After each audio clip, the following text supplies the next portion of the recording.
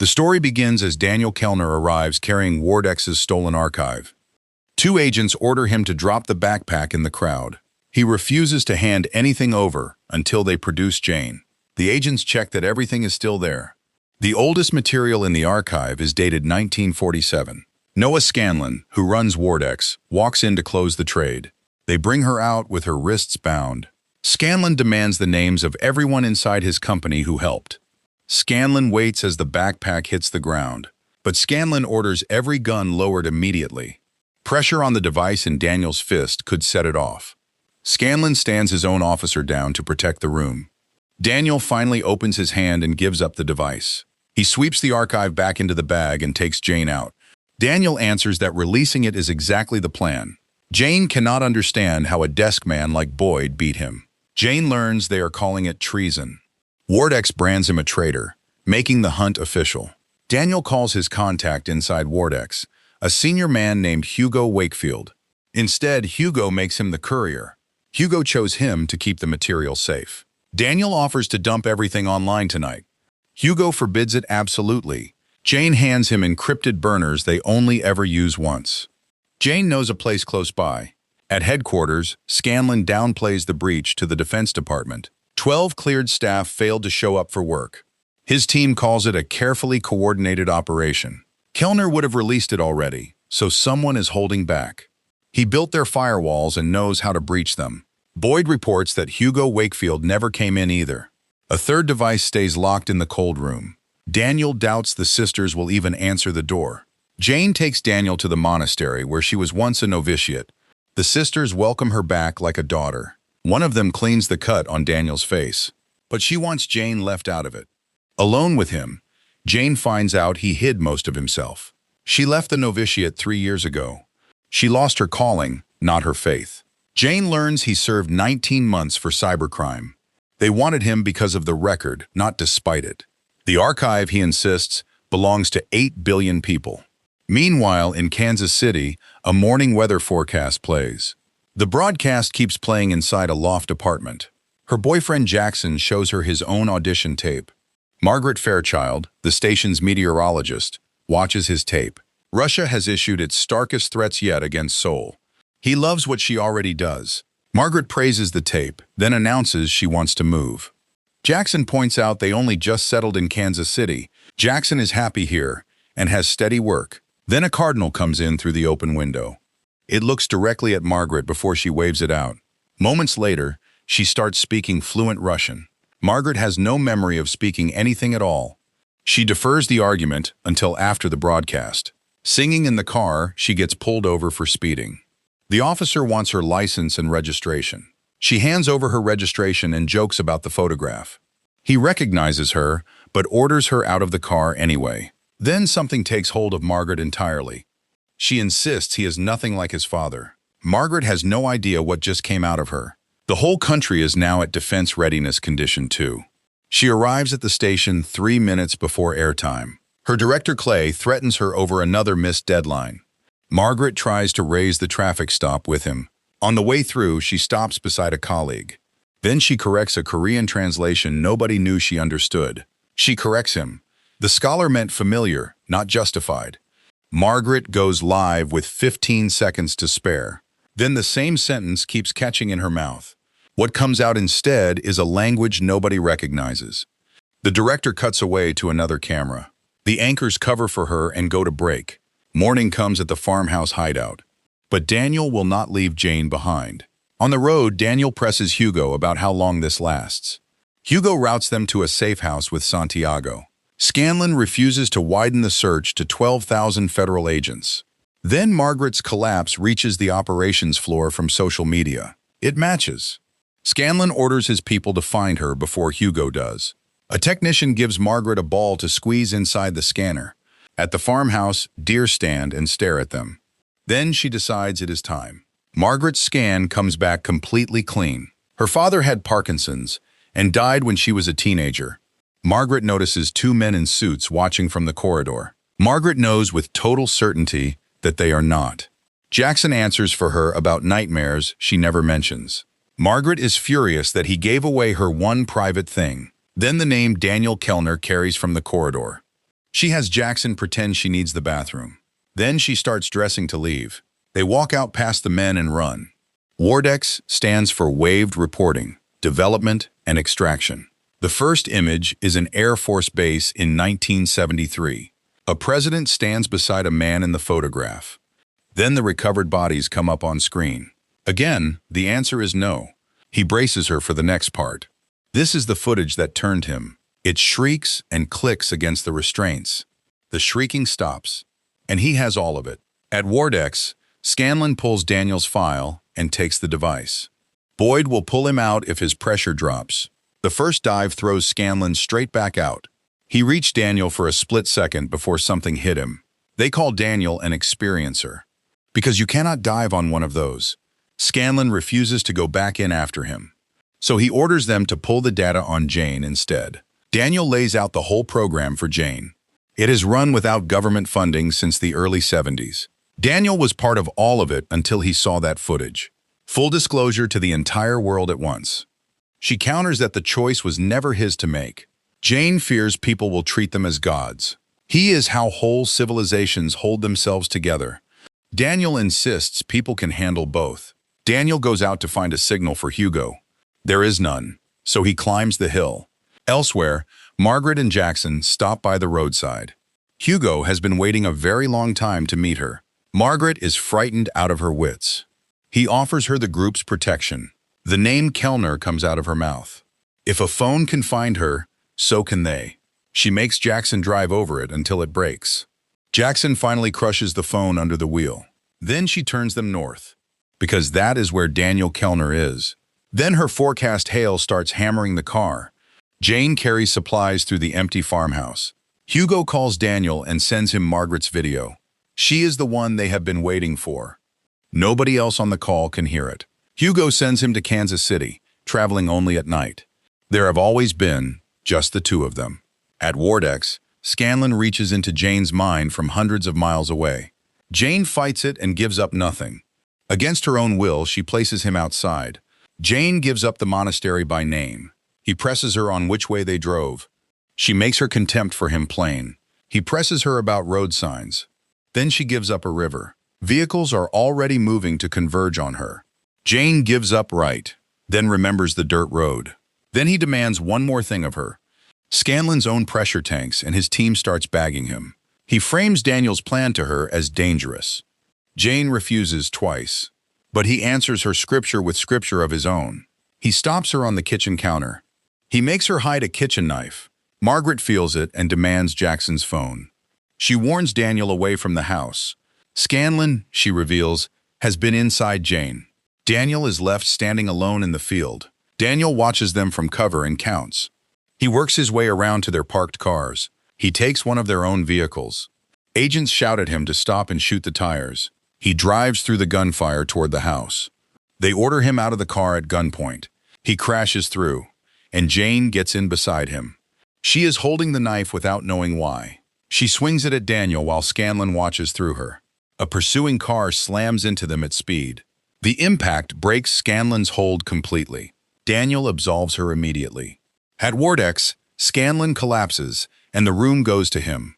Daniel needs to know what is behind them. The road ends at a cliff above the lake. They bail out and send the car over the edge. The agents reach the water and find nothing. They call for divers while the two of them slip away. At a gas station, everyone believes the war is finally arriving. Margaret pushes Jackson to keep going north. Then she names the truth between them. She insists none of this is coming from her. She had promised to know when she arrived. Then she corrects herself about Daniel's direction. She calls it only a vague inclination. Inside, Jackson quietly calls her doctor instead. He gives the doctor their exact address. Margaret has already gone, leaving her goodbye behind. Daniel presses Hugo on why Kansas City matters. Animals, friendly and terrifying, looking straight at him. He can no longer separate memory from dream. Then he confronts Hugo about the recruitment. Hugo concedes it was never his own idea. Hugo kept it from him because he cares about him. Daniel finds pieces of his childhood simply gone. Hugo offers him himself and someone else. Daniel presses for a place and gets a call sign. A motel matchbook fixes where he has stopped. Hugo puts Margaret's video in front of him again. Hugo heard it for the very first time himself. And to Hugo, it is plain English. Then he withdraws his trust from Hugo entirely. That night, Scanlon dives on Jane a second time. His people have him. Vehicles converge on the motel in the dark. Jane wakes in the dark to the warning. He puts everything he has into her arms. Then he pushes her out and stays. Jane gets away through the trees with everything. But the device is not there. Scanlon's men demand to know where the device went. Scanlon works on Daniel as a man who was misled. But first, he wants the device Daniel hid. An agent challenges her about the driving. Then his 10-digit identification code. Margaret gives the current day code without hesitating. At the checkpoint, she uses it again to get inside. Then Scanlon sees her and knows exactly who she is. But what he sees standing there is his dead wife. The name Jocelyn comes out of him twice. His own staff freeze where they stand. Daniel looks at her and knows her. His people stand down and let them walk out. Daniel cannot understand how she knows these people. Margaret does not know them at all. Boyd wants to know what Scanlon saw. Pressed on what Margaret is, he calls her unstoppable. Kansas City, because she has to. Pressed on how, she simply knows things. She describes dropping into people for a few seconds. She proves it by naming his injured shoulder. Then she names Jane in his thoughts. She flashed onto him yesterday without ever seeing him. Only since yesterday. Since the bird. Margaret is badly shaken that he knew. He dreamed something was watching him and woke up. A cardinal was sitting in his window, looking at him. Patterns and solved equations simply appeared in his head. Until Jane. Daniel understood every word of it. Daniel wants them both out of the car. Daniel is pinned inside the wrecked car. They get out and climb for the train ladder. Bullets ricochet off the wagon around them. A second train comes the other way. Daniel screams at her to jump now. They clear it with almost nothing to spare. On the ground, Margaret cannot breathe. She is convinced it is Parkinson's taking her too. Daniel takes her hands and makes her breathe. He keeps telling her they are both still here. She thanks him. Hugo looks up and finds he is not alone. Its real functions go far beyond his crude use. Hugo confirms it without hesitation. Hugo answers in terms Scanlon cannot follow. They treat empathy as the core of existence. He offers no defense at all. He lost them when he lost his wife. To Hugo, the creature is nearer to God than either man. Wardex exists because the race cannot accept what they know. Hugo accuses him of protecting his own wealth and power. He accuses Wardex of shaming everyone who was astonished. 79 years of lies and cover-up has to end. But Scanlon has already caught two faces. Their phones died in one place last night. Back at the monastery, Jane looks for Sister Mora. She wonders whether God loves only us. Sister Mora points to the words on earth. Why make so vast a universe and save it for us? Sister Mora cannot see why it should. The sister never doubted her belief in God. Jane pays a stranger to borrow her phone. On the road, Daniel wants to know what she reads in him. They stop short as a fox watches them. Two fire trucks brake hard beside them. Firefighters climb down from two Kansas City trucks. Santiago notes that everyone clears out of a fire truck's way. Hugo never doubted Daniel would make it. Then Daniel brings Margaret in to meet him. Then Margaret names every person in the room unprompted. Nobody has given her a single name. Hugo thinks they got it mostly right, and she is not ready to know everything. Then she demands to know why her parents' house is standing there. What she wants and who she is still matters. Margaret refuses to be anyone's religion. She walks through her rebuilt childhood home. Margaret stands inside her rebuilt bedroom. Then she demands to know why he built it. To create a passage, Daniel waits in the doorway while she refuses. Everything from February 1996 has been blocked in her. She will not be a passenger anymore. No idea what her situation will demand of her. More than was ever humanly possible. What lay dormant in Margaret was activated yesterday. Daniel's was activated 15 years ago. They taught it to him so he could understand them. It has always been just the two of them. It can find whatever she is looking for. She promises Daniel this will be all right. They are wired in and warned not to let go. Hugo walks Margaret around the room once more. She is 10 years old and asleep in her bed. The girl hums to herself in the dark. Daniel sees them coming into the room. They are coming into her room right now. A deer stands at the bedroom window. The girl walks toward the open door. The team watches the readings climb.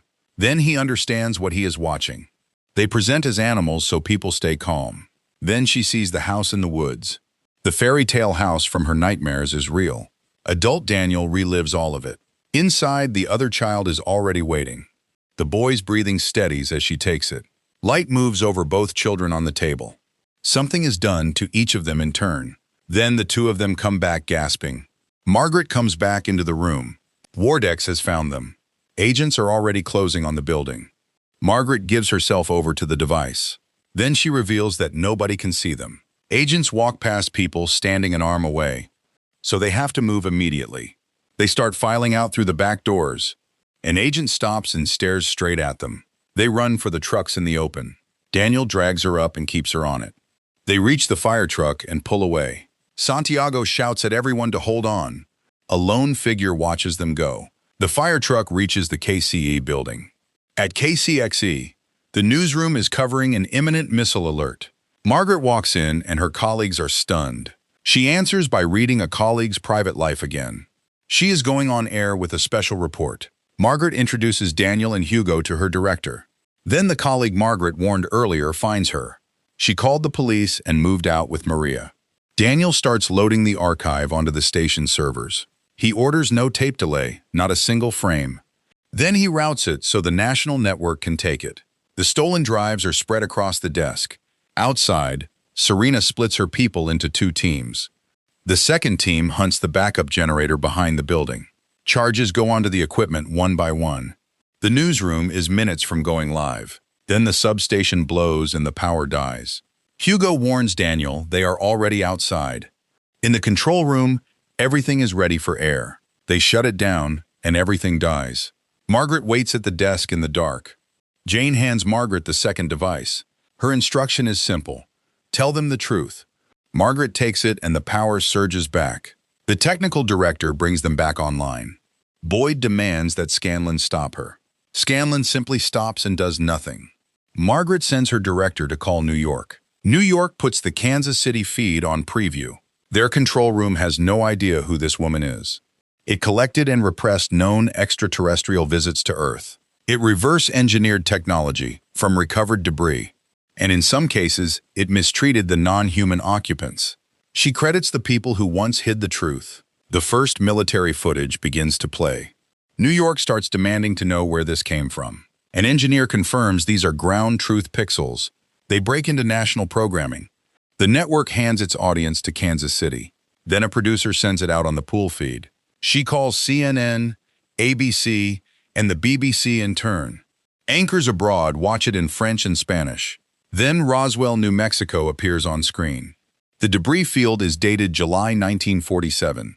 An anchor has no idea what to say. Crowds gather around screens in the street. Strangers stop in the street to watch. Then Kecksburg, Pennsylvania, 1965 comes up. Another crash site, with a civilian apparently in charge. She calls the release of the secret material extraordinary. Her voice breaks as she tries to finish. She wonders aloud what our place in it is. The world has just changed profoundly. Then Hugo's people bring out what they have been hiding. The creature Hugo freed walks into the studio. It stands well over 7 feet tall. The whole room falls silent around it. It breathes slowly and comes closer. Finally, it speaks quietly to Daniel alone. Only he can understand it. He turns and passes the message to Margaret. She turns back to the camera and the watching world. Then she begins with a single word.